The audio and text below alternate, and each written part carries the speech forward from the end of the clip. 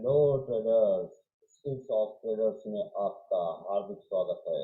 मैं संतोष तिवारी फिर प्रस्तुत हूँ आज आपके लिए। सपोर्ट और रेजिस्टेंस पे हम लोग बात करेंगे। आज हम लोग विस्तार से सपोर्ट और रेजिस्टेंस क्या होता है, किस तरीके से काम करता है, क्या होना चाहिए, इस पर हम लोग बात करेंगे और उसको मैं आपको बनाकर दिखाऊंगा। तो आज हम लोग शुरुआत करते हैं सपोर्ट और रेजिस्टेंस का। देखिए, नॉर्मली हम लोग ये देखते हैं कि जैसे ये है, ये देखिए, ये पार्ट जो है यहाँ पर, इस जो हम लोग एक बोल सकते हैं कि जैसे बिल्डिंग का एक फ्लोर दूसरे फ्लोर के ऊपर बनता है, उसी तरीके से यह पार्ट बना हुआ है जो कि सपोर्ट और रेजिस्टेंस, जिसको हम लोग भी इस इसके ऊपर गया और यहाँ पर जो है इस लाइन को रिस्पेक्ट किया और वापस यहाँ से रिफ्रेश हो गया। ये हो गया सपोर्ट का काम। तो ये सपोर्ट जो है और रेजिस्टेंस, पहले तो हम लोग सपोर्ट को समझते हैं। तो ये हो गया सपोर्ट और इसके बाद में दोबारा ये ऊपर गया, यहाँ पर वापस इसके लिए यह पार्ट जब ऊपर गया तो इसके लिए ये बन गया, वापस सपोर्ट का काम कर दिया, बराबर। और इसी तरीके से हम लोग समझते हैं कि देखिए, इस पार्ट को यहाँ पर ये हो गया, रेजिस्टेंस का काम कर रहा है। इसके नीचे गया, फिर वापस रिफ्रेश किया, फिर वापस यहाँ से रिफ्रेश किया, फिर वापस ये नीचे जा रहा है, वापस ये रेजिस्टेंस का काम कर रहा है। मतलब जो लोअर लो जा रहा है और यहाँ पर जो हायर हाई जा रहा है, उसी चीज को हम लोग फॉलो अप कर रहे हैं। अच्छा, सपोर्ट और रेजिस्टेंस को जब हम लोग फॉलो अप करते हैं तो उस फॉलो अप में लोग नॉर्मली बता तो देते हैं, लेकिन जो ये सपोर्ट और रेजिस्टेंस होता है, यही हमारे जो हम लोगों का जो सप्लाई और डिमांड होता है, उसको ये प्रॉपरली मैच करवाता है। और जो सप्लाई और डिमांड को मैच करवाने के बाद में जो रिजल्ट निकलता है, वहीं से ट्रेड लिया जाता है। जैसे एक नॉर्मल मैं बता रहा हूँ, ये एक दूसरे को सपोर्ट करते हुए आगे ऊपर जा रहा है, बराबर। तो अब इसके बाद में यहाँ से ये लाइन यहाँ तक आती है और उसके बाद में वापस जाती है ऊपर, ये ऊपर जा रही है, वापस जाने के बाद में वापस यहाँ पर आती है, फिर यहीं से घूम जाती है। तो ये हो गया, ये हो गया, यहाँ पर ये सपोर्ट का काम कर रहा है, क्योंकि मेजर सपोर्ट जिसको बोलते हैं। मतलब एक बार, दो बार, तीन बार इस लाइन को रिस्पेक्ट किया, ये मेजर सपोर्ट हो गया। अब इसके बाद में ब्रेकआउट किया, ब्रेक डाउन किया, सॉरी ब्रेक डाउन किया, और ब्रेक डाउन करने के बाद में अब यहीं पर सप्लाई और डिमांड जो है काम करता है। क्योंकि हम लोगों ने एक इकोनॉमिकल बेस या व्यापारिक नीति हम लोग बोल सकते हैं, तो जिस चीज को खरीदना है उसको बेचना भी पड़ता है, ये व्यापारिक नीति है। तो सप्लाई और डिमांड इसी के आधार पर होता है या कंज्यूमिंग किया जाता है। तो हम लोग जब मार्केट में आते हैं, शेयर मार्केट में आते हैं, तो सप्लाई और डिमांड होता है वहाँ पर। और जब व्यापारिक नीति में जाते हैं तो सब जो कंज्यूमर होता है उस चीज़ को खरीदता है और उसके बाद में उसको कंज्यूम करता है। तो उसी तरीके से हम लोग शेयर मार्केट की भाषा में समझते हैं कि सप्लाई और डिमांड की भाषा है। तो शेयर मार्केट के हिसाब से सब्जेक्ट सप्लाई और डिमांड, जो चीज़ खरीदी जाएगी उसको बेचना पड़ता है, जो चीज़ बेची जाएगी ऊपर से, मीन्स जिसको बोलते हैं शॉर्ट सेलिंग, वह जो है उसको नीचे आकर खरीदना भी पड़ता है, वो चाहे FIIS हो, DIS हो या ऑर्डिनरी आदमी हो, कोई भी हो, उनको स्क्वायर ऑफ करना ही पड़ता है। तो जब हम इस चीज को समझ लेते हैं कि स्क्वायर ऑफ क्या होता है, जैसे यहाँ पर ये पार्ट हो गया, यहाँ पर आने के बाद में ये स्क्वायर ऑफ हो गया। अब स्क्वायर ऑफ होने के बाद ये ट्रेंड को फॉलो अप करता है और कितने पार्ट को इसने स्क्वायर ऑफ किया, कहाँ से स्क्वायर ऑफ किया, उस चीज को यदि हम नहीं समझ पाएंगे तो हम लोग इंट्राडे ट्रेड, पोजिशनल ट्रेड ऐसा कुछ भी नहीं कर पाएंगे। इस बात को ध्यान में रखकर चलिए। जब हम लोग स्क्वायर ऑफ की भाषा को समझ लेते हैं और स्क्वायर ऑफ को समझ लेते हैं, तभी हम जो है ट्रेड कर पाएंगे।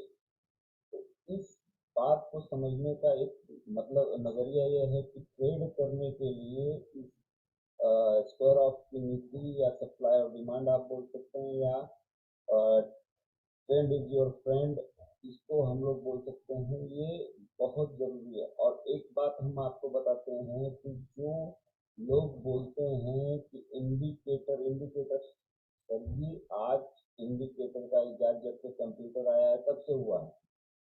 इंडिकेटर इससे पहले नहीं हुआ करता था। इसके पहले लोगों को सप्लाई और डिमांड की भाषा समझ में आती थी। कोई यदि बोलता है कि इंडिकेटर एक बंधा हुआ चीज है, मैं बार बार कह रहा हूँ। और आप ये बता दीजिए कंप्यूटर से पहले कौन सा इंडिकेटर हुआ करता था। इंडिकेटर आपको सिर्फ उतना ही बताएगा जितना कि वो एक लिमिट है, जितना वो बंधा हुआ है। लेकिन जब आपको सप्लाई और डिमांड समझ में आ जाएगा, जब आपको ट्रेंड समझ में आ जाएगा, जब रेजिस्टेंस और सपोर्ट समझ में प्रॉपर आएगा, तभी आप कुछ कर पाएंगे। और उसका सबसे बड़ा बेस होता है कि सपोर्ट और रेजिस्टेंस। जब हम लोग सपोर्ट और रेजिस्टेंस को समझेंगे और उस समझने के बाद में हम लोग जब अप्लाई करेंगे, किस पर, व्यापारिक नीति को हम लोग अप्लाई करेंगे ट्रेडिंग के लिए, तब हम कारगर हो सकते हैं। जैसा कि मैंने 2-3 वीडियो लाइव भी डाला हुआ है, मैं बिंदास जो है सिर्फ चार्ट के ऊपर ट्रेड करता हूँ। अच्छा, हम लोग एक चीज देखते हैं नॉर्मल सा। ये देखिए, मैंने आप लोगों ने मेरी वीडियोस को, जो लाइव वीडियो है उसको लाइक नहीं किया, इसके लिए मैंने वीडियो डालना भी बंद कर दिया कि हो सकता है आप लोगों का इंटरेस्ट कम होता होगा। अब देखिए, ये देखिए, यहाँ पर पूरा आके स्क्वायर ऑफ कर गया है और ये यहाँ पर ये आने के बाद में रेजिस्टेंस फेस कर रहा है बार बार, बराबर है। तो मैंने इस शुक्रवार को ट्रेड तो किया, और लाइव ट्रेड को रिकॉर्ड करना बहुत ही मेहनत का काम करना पड़ता है ट्रेडर। आप उस चीज को समझिए। यदि आप लोगों को ओवर ट्रेड मेरा पसंद नहीं आता है तो कोई बात नहीं, मैं लाइव ट्रेड नहीं डालूंगा, मैं आपको एज ए एजुकेशन पर्पज से मैं आपको समझाऊंगा। तो ये देखिए, यहाँ पर ये पार्ट को इसने स्क्वायर ऑफ किया। अब ये स्क्वायर ऑफ होने के बाद में इस पार्ट को वापस स्क्वायर ऑफ हुआ, बराबर है। ये रेजिस्टेंस पे बार बार पार्ट, ये पार्ट जो है स्क्वायर ऑफ हो रहा है, कंटिन्यूस स्क्वायर ऑफ हो रहा है। और जबकि मैंने इस पार्ट पे यहाँ पे शॉर्ट सेलिंग की थी, जो ये शॉर्ट सेलिंग हुई है, और 16,090 का मैंने वो किया था, एसएल लगाया था।